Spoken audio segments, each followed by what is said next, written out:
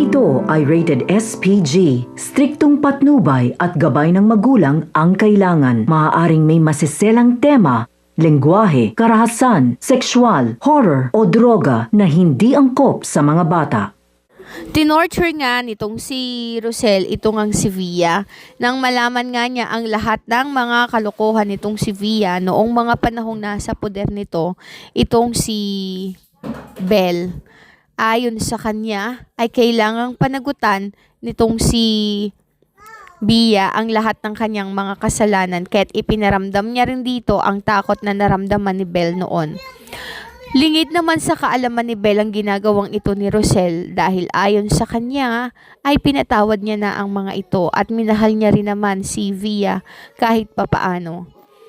Samantala, itong si Tyrone naman ay dinalaw nga itong si Chris sa kulungan. Nakita niya ang pagsisisi nitong si Chris, subalit hindi pa rin siya kumbinsido na kailangan nitong makalaya. Oo, naaawa siya at gusto niyang makasama ito bilang tunay na ama. Subalit naiintindihan niya ang pakiramdam nitong si Rosel. Sinabi ni Tyrone na hindi niya hawak ang puso't damdamin ng nanay niya.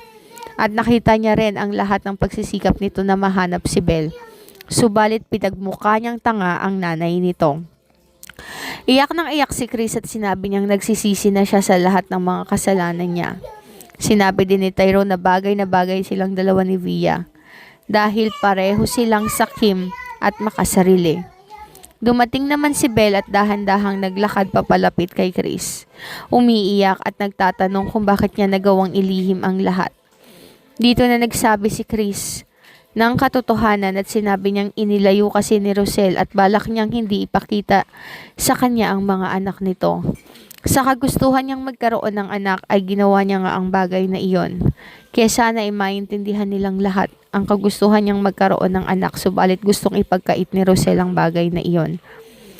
Dito na na-realize ni Tyrone na hindi lang naman si Chris ang may kasalanan ng lahat.